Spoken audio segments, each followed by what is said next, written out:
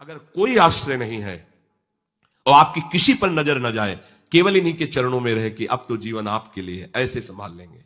ऐसे अर्थ चाहिए आपको तो केवल इनका भरोसा ले लो, केवल इन अपने छल कपट का, अपने व्यवहार का, अपने किसी बल का नहीं, केवल इनका भरोसा ले लो। चमत्कार हो जाएगा जीवन में, आपको पता नहीं चलेगा कैसे हुआ। कभी ऐसे नहीं हुआ इसका, कभी किसी से ऐसे नहीं हुआ इसका, कैसे हो रहा है उनका, कैसे हम सबका उदर पोषण हो रहा है, वृंदावन वास हो रहा है, सब चल रहा है। कैसे प्रभु चला रहे हैं? क्या आप सबको नहीं चला रहे हैं? पर आप अपने को कर्ता मान रहे हैं, इसलिए आपको अनुभव में नहीं हो रहा, इसीलिए आपको परेशानियां हो रही, क्योंकि आप कर्ता बन रहे हो। अगर विश्वंभर कर्ता को कर्ता मान लो और उनके आश्रित हो जाओ तो जो चाहोगे मिल जाएगा, अगर ना चाहोगे तो वो मिल जाएंगे। जो चाहोगे मिल जाएगा, बिल्कुल कोई चाह न करो तो वो जो व्यवस्था उनको करनी करेंगे और वो स्वयं मिल जाएंगे। अर्थार्थी भक्त को धन संपत्ति वैभव चाहिए, पर वो केवल हरि से चाहिए, दूसरे से नहीं। बस ये ध्यान रखना, इसकी परीक्षा होगी आपकी। अपने इष्ट देव के अनन्य होकर के यदि आप अर्थ चाहोगे तो बहुत जल्दी आपका परिवर्तन होना शुरू हो जाएगा। पर आचरण आपके पवित्र होने चाहिए, भी ध्यान रखना। आचरण की अगर पवित्रता नहीं तो फिर शिकायत मत करना। आप अपने आचरण पवित्र करो और नाम जप करो, केवल हरि के आश्रित रहो, फिर देख लेना। अगर आपको लगता हो कि भगवान के भक्त बहुत गरीब और ऐसे, सच्ची पूछो, उनको आकांक्षा नहीं होती। प्रभु जबरदस्ती व्यवस्था करते, उनको आकांक्षा नहीं होती। 4 रोटी मांग ली, ऐसे ही पड़े, पूरा जीवन प्रभु के लिए। उन प्रेमी महापुरुषों की चरण धूल अगर शरीर का स्पर्श कर ले तो पावन हो जाए। देवता तरसते हैं उनकी सेवा के लिए, सिद्धियां हाथ जोड़े खड़ी रहती हैं, पर वो अकिंचन महात्मा किसी से कुछ नहीं चाहते। कि ऐसा ना समझो कि हमारा दास, हमारा भक्त, हमारा आश्रय लेने वाला ऐसा नहीं है। वो हरिदास, भगवान के चरणों का दास है। समस्त ऐश्वर्य संपन्न भगवान उसके अधीन हो जाते हैं जो भक्ति करता है। अगर आपको अर्थ चाहिए तो केवल भगवान का आश्रय ले, दूसरे का नहीं। अब ये कोई छोटी मोटी बात नहीं, देख लीजिए अंदर से। अपने बल का आश्रय नहीं, किसी दूसरे व्यक्ति का आश्रय नहीं, किसी दूसरी दैवी शक्ति का आश्रय नहीं, केवल श्री हरि का आश्रय। और जब आप पक्के उतर जाओगे, जैसे सुदामा जी, तो जैसी द्वारिकापुरी थी वैसे सुदामापुरी हुई। जैसा वैभव द्वारिकाधीश का वैसे सुदामा जी का वैभव था। पक्का मान लीजिए। लोग समझते नहीं, ऐसा ना समझो कि ये केवल कथाएं हैं। आपका जीवन स्वयं एक कथा बन जाएगा। यदि आप हरि के आश्रित हो गए तो आपका जीवन चरित्र दूसरों के लिए उदाहरण बन जाएगा। पर निष्ठा चाहिए। कई कई दिन भूखे रहे सुदामा जी। उनका मित्र किसी जमींदार के यहां पुरोहित ही करता था। वो जब पालकी से निकलता था, कहां गली गली डोल रहे हो कृष्ण कृष्ण बोलते हुए, आओ हमारे यहां, हमारा जजमान धनी है, आके थोड़ा वेद पाठ कर दिया करो, पूरे परिवार का पोषण कपला रहता है। हम वादा करते हैं उनका, नहीं, हमारे जजमान तो श्री कृष्ण है, हम दूसरे। घर आते पत्नी पूछती कुछ मिला? 5 घर हो आए, कुछ मिला नहीं। चलो तुलसी दस और चरणामृत से दिन काटते। भगवान व्याकुल हुए, भगवान ने ऐश्वर्य दिया। अगर धन ही चाहिए, सुदामा जी की इच्छा नहीं थी, उनकी पत्नी की इच्छा के कारण वो भी इच्छा भगवान ने पैदा की। ये भक्तजनों को ऐसा ना समझो फटे पुराने कपड़े पहने या ऐसे घूम रहे हैं, बड़े अभागी हैं। हम तो बड़े भाग्यवान हैं क्योंकि हमारे पास सारा ऐश्वर्य है। ऐसा ना समझो उनके भाग्य में ऐश्वर्य बनाने वाली मशीन मिल गई है, श्री हरि। हाँ, वो इस ऐश्वर्य को क्या करे, श्री हरि मिल गए, जिनके रोम कूपों में अनंत ब्रह्मांड वास करते हैं। वो भगवान उनके यार हैं, उनके प्यार हैं। वो दूसरे की तरफ क्यों ताकेंगे? और जिज्ञासु जो जानना चाहता है, भगवान को केवल भगवान ही जानते हैं, दूसरा नहीं जानता। पक्की बात समझ लो। भगवान को केवल भगवान जानते हैं, दूसरा नहीं जानता। बोले संत महात्मा, इनको भगवान ने जना दिया तो ये भगवान के स्वरूप हो गए। सोई जाने जे देहु जनाई और जानत तुम्हें हो जाई। जानत तुम्हें हो जाई। अब वो ढांचा केवल बाहर से दिखाई देता है, मनुष्याकृति, पर अंदर वो ब्रह्मविद ब्रह्मवि भवति। भगवान को जान करके वो भगवत स्वरूप हो जाते हैं। जानत तुम्हें हो जाई। जानने के लिए एकमात्र भगवान का आश्रय लो। अगर तुम्हें जानना है संसार क्या है, भगवान क्या है, मेरा स्वरूप क्या है, तो एकमात्र अंदर से श्री हरि का आश्रय लो। वो तुम्हें गुरु रूप से मिल जाएंगे। बस उनकी आज्ञा का पालन करो तो जो गुरु है वही शिष्य हो जाता है। शिष्य की पूर्णता गुरु स्वरूप में स्थित हो जाना, भेद खत्म हो जाना, अभेद हो जाना। जो गुरु है वही शिष्य का हृदय हो जाता है। ढांचा दो दिखाई देंगे। अब गुरु शिष्य में किंचन मात्र भेद नहीं रहा, अभेद स्थिति को प्राप्त हो गया। यही गुरु के वचन पालन करने का फल है। जानत तुम्हें हो जाई, वो इष्ट स्वरूप हो जाता है, वो गुरु स्वरूप हो जाता है। ज्ञानी जब भगवत स्वरूप का साक्षात्कार हो जाता है तो जिसके अंदर अभेद भावना होती है वो मोक्ष को प्राप्त हो जाता है, और जिसके अंदर प्रियता होती, थोड़ा हृदय द्रवित होता है, वो आगे बढ़ जाता है। उसके अंदर फिर दास्य, शक्य, वात्सल्य आदि भावों का प्रेम जागृत होता है। ये मोक्ष से भी स्वादिष्ट है। जो मोक्ष सुखानुभव करने वाले बड़े बड़े महापुरुष हुए, उनके अनुभव निकले जब इस प्रेम का रसास्वादन किया। जैसे भगवान के ही स्वरूप से सुखदेव जी, जब लालजू की रूप माधुरी श्रवणेन्द्री से गई, और वो तो सिद्ध महापुरुष हैं, जैसा शब्द सुन रहे वैसे ही भाव में रूप जागृत हो रहा है, उनको कोई ध्यान थोड़ी लगाना है। बरहा पीडम नटवर बपू, तो वैसे ही सामने नटवर बपू बिक गए एकदम उस रूप को सुन के। इतना सुंदर श्याम, इतना सलोना श्याम, ये तो ब्रह्मानंद को भी फीका कर देने वाला रूप है। उठ खड़े हुए, 18,000 श्लोक कंठस्थ के, श्रीमद् भागवत के 18,000 श्लोक कंठस्थ। और ये ऐसे महापुरुष हैं जो जन्म सिद्ध हैं। अपने पिता व्यास जी को स्वयं उत्तर नहीं दे रहे, वृक्ष उत्तर दे रहे हैं। सुकोहम सुकोहम, वृक्षों से निकल रहा है। ऐसे तदात्म भाव को प्राप्त महापुरुष, अर्थात ब्रह्मानंद से भी श्रेष्ठ श्री कृष्ण का रूप रसास्वादन। मधुसूदन सरस्वती जी बंशी विभूषित करा नवनी हृदाभार, उसमें कह रहे हैं कृष्णात् परम किमपि तत्व हम, कृष्ण से कोई बड़ा तत्व है मैं नहीं जानता। तो जो भगवान कह रहे हैं कि ज्ञानी जो भक्त है, यहां दो भाव ज्ञानी की, जिन्होंने सत्य को जानकर के भगवत स्वरूप में लीन हो गए, या जो सत्य स्वरूप भगवत स्वरूप को जानकर प्रेम में लीन हो गए। प्रेम में लीन होना, अभेद होते हुए भी भेदभाव को स्वीकार करना, यह भेद मायाकृत नहीं है, ये चिदानंद भाव भेद है, भाव भेद। ये जो ज्ञान में लीन हो चुके हैं उसके आगे की बात है। इसीलिए इस भेद को वो ना जानने के कारण कहते कुछ न कुछ अविद्या बचती है, तभी भेद दिखाई देता है। ऐसा नहीं है। जिस समय स्वरूप का साक्षात्कार होता है और उसके हृदय में भक्ति का अंश होता है, भक्त को भी स्वरूप साक्षात्कार होता है। मम दर्शन फल परम अनुपा, जीव पाओ निज सहज स्वरूपा।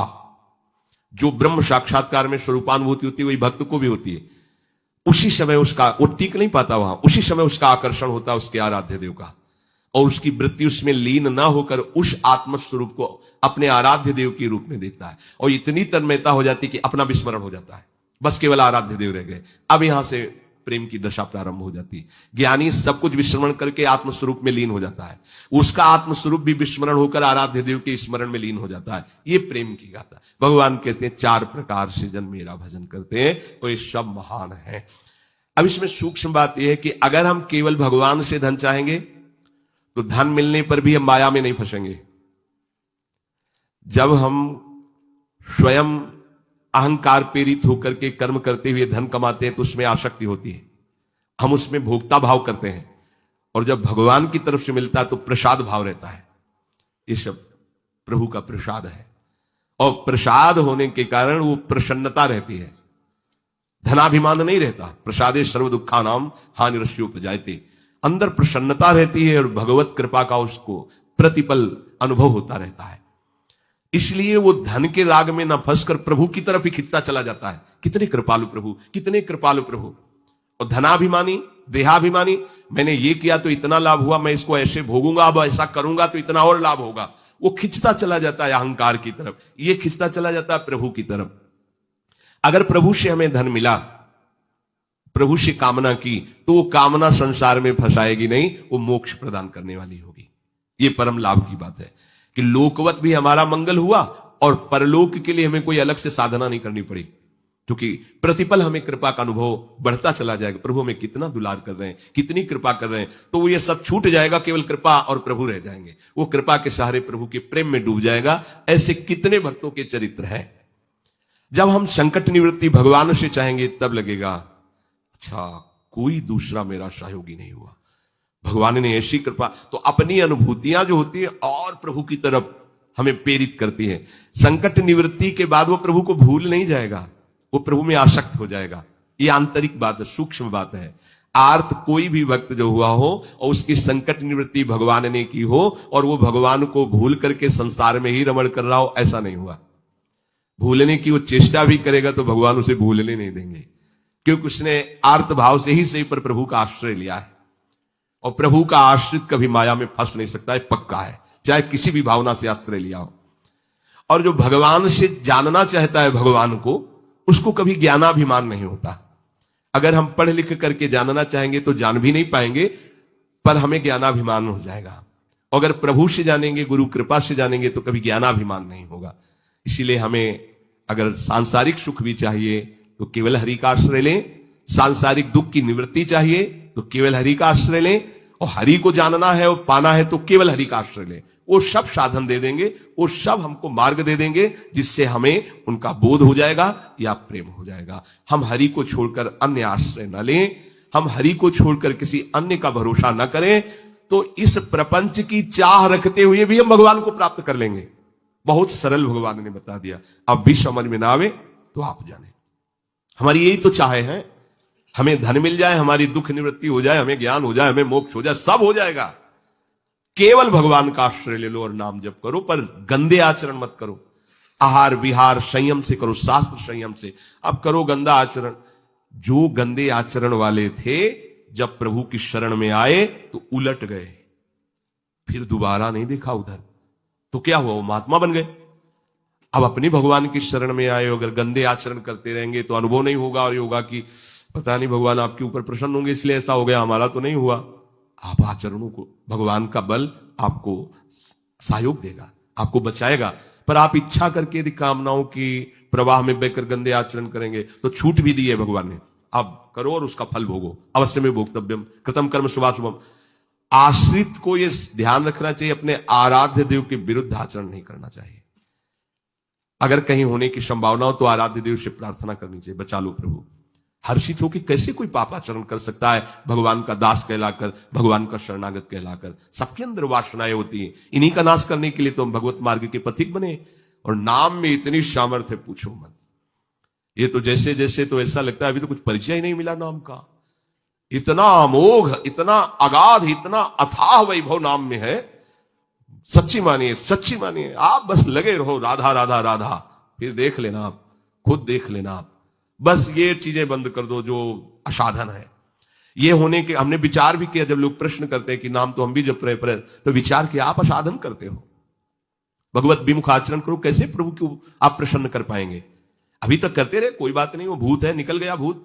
वर्तमान को संभालो, वर्तमान में कोई गलत आचरण ना हो तो आपका परम मंगल श्री हरि कर देंगे। ये जो त्रिगुणात्मिका माया के द्वारा जिनकी बुद्धि ढक गई है, ये लोग आसुर भाव के हो जाते हैं, राक्षसी स्वभाव के। ये मेरा आश्रय नहीं लेते, ये महान नीच कर्मों में ही सुख की खोज करते रहते हैं। पाप कर्मों में स्वाभाविक इनकी रुचि होती है। ऐसे मूढ़ मनुष्य मेरी शरण में नहीं होते। भगवान कह रहे हैं, मेरी शरणगत, मेरे चरणारविंद का आश्रयगत जो भाव तुम्हारे अंदर आएगा तो तुम समस्त माया के प्रभाव से तर जाओगे। पर क्यों नहीं आते सब लोग, जब इतना आनंद का मार्ग है? इसीलिए नहीं आते कि उनकी बुद्धि अपहृत हो गई है, माया ने आसक्त कर लिया है। वो गंदे आचरण, गंदा भोजन, गंदे विचार, दूसरे जीवों की हिंसा, दुख आदि देना, ऐसे स्वभाव वाले जो पाप कर्मरत है, नीच आचरण वाले हैं, उनके हृदय में ये विचार ही नहीं आता कि हम श्री हरि की शरण होकर महामंगल महासुख को प्राप्त हो। उनको ये सार असार का ज्ञान नहीं होता, नित्य अनित्य का ज्ञान नहीं होता। क्या ग्राह्य है, क्या त्याज्य है, क्या विधि है, क्या निषेध है, क्या करना चाहिए, क्या नहीं करना चाहिए, बिल्कुल ज्ञान नहीं है। वो अपहृत ज्ञान वाले हैं, उनकी बुद्धि को माया ने आसक्त कर लिया है। तो क्या इनका कभी उद्धार नहीं होगा? जो भगवान से विमुख हैं, पाप कर्म में रत हैं, क्या इनके उद्धार के लिए कोई चांस नहीं है? यहां भगवान का ये कहने का मतलब नहीं है। कहने का भाव यह कि ये लोग आते ही नहीं है हमारी शरण में, हम तो इनका भी स्वागत करेंगे, क्योंकि मेरे ही तो बच्चे हैं ना, गलत मार्ग में चले गए हैं तो मेरे ना, पर यह स्वीकार कर ले कि मैं प्रभु का हूं।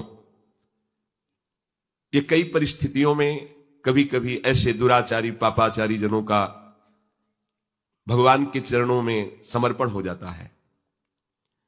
कभी ऐसी परिस्थिति आती है कि कोई उसका साथ नहीं देता, हर जगह उसको ठोकर मिलती है, हर जगह अशांति, जिसके लिए उसने जीवन समर्पित करके ऐसे पापाचरण किए उन्हीं के द्वारा उसको दुत्कार, तिरस्कार, धोखा मिलता है। तो उसका हृदय पुकार उठता है कि अगर कोई ईश्वर है तो मुझे स्वीकार करे। या किसी भगवत प्रेमी महात्मा का उसने अनादर कर दिया, क्योंकि हिंसा स्वभाव वाला है, पाप कर्म में रुचि रखने वाला, श्रद्धा तो रखेगा नहीं संतों के प्रति। कोई ऐसा जो भगवत प्रेमी महात्मा है उसका अनादर कर दिया, उसका अपमान कर दिया, और उनकी दृष्टि उस पर पड़ी और उनको दया आ गई उसकी दशा पर, और उन्होंने भगवान से प्रार्थना कर दिया, तो भगवान उसको क्षमा करके संभाल लेंगे, क्षमा कर देंगे। देखो, मुनिनकर क्रोधो मुक्ति दातार। यदि किसी महात्मा का कोई दुष्ट अपमान करता है, अगर वो महात्मा प्रार्थना ना करें तो भगवान उसका बहुत बुरी तरह नाश कर देते हैं। जो अपराध भक्त कर करई, राम रोष पावक सो जरई। पर यदि कहीं उनकी उस पर दृष्टि पड़ गई, जैसे श्री भगवत स्वरूप नित्यानंद जी जगाई मधाई को देखा कि शराब के नशे में उन्मत्त गंदे भाव से युक्त है। ठाकुर हरिदास जी से कहा कि महाप्रभु ने आदेश किया है कि नाम जगत मंगल करने वाला है, इनको नाम का उपदेश किया जाए। देख रहे हो वैसे ही गाली बक रहे हैं, मदिरा में उन्मत्त है, इनको नाम नहीं, यही विशेष अधिकारी है, इनको तो नाम सुनाना चाहिए। समीप गए और कृष्ण नाम की जय घोष की, वैसे ही नशे में थे वो। देखा पास में एक मिट्टी का पका हुआ घड़ा रखा था, उसी घड़े से प्रहार किया नित्यानंद महाप्रभु के। ये देखो भगवान की कृपा कैसे उदय होती है। नरक में भी इनको ठौर नहीं मिलता इनके ऐसे आचरण। और ये जो अपराध बना था, अवतारी महापुरुष हैं, भगवान के स्वरूप है श्री नित्यानंद जी। उनकी खोपड़ी से रक्त प्रहार होने लगा, मस्तक पर ऐसे मारा। महाप्रभु के पास सूचना पहुंची कि नाम उपदेश करने पर प्रहार किया गया उनके ऊपर। महाप्रभु करुणा मूर्ति, प्रेमावतार श्री चैतन्य देव जी, हृदय प्रेम से डूबा, जिनका कहीं भी किंचन मात्र भी रोष आवेश नहीं, आज उनको रोष आ गया। अच्छा, मानो सुदर्शन का आवाहन कर रहे हो, आज इनका नाश करके छोड़ेंगे। ये हमारे प्राणप्रिय नित्यानंद जी को दुख दिया। नित्यानंद जी महाप्रभु के चरण पकड़, प्रभु आपका अवतार इनको महान भगवत प्रेम में डुबोने के लिए हुआ है, नाश करने के लिए नहीं। प्रभु आप ऐसा ना करें, आप कृपा सिंधु, आप कृपा करें। उनको महाभागवत बना दिया, गंगा में खड़े करके सारे पाप ले लिए महाप्रभु चैतन्य देव। बड़ा विस्तार से कथा चरित्र है, आप विचार कीजिए, क्या इनका कभी कल्याण हो सकता था? लेकिन कैसा संयोग बना, पूजा नहीं की, प्रणाम नहीं किया, हाथ नहीं जोड़े, खोपड़ी फोड़ दी। यह है महापुरुषों का प्रभाव। कैसे भी यही महानता है संतों की, जिन्होंने उनका अमंगल किया, जिन्होंने निंदा की, जिन्होंने मारा, उनको परम पद प्रदान किया संतों ने। मुनिनकर क्रोधो मुक्तिदाता। पर ऐसा नहीं करना चाहिए कि महात्मा की खोपड़ी फोड़ देंगे तो परम पद मिल ही जाएगा। ये तो नित्यानंद महाप्रभु थे। तो अगर आप ऐसा करते तो राम रोष पावक सो जरई।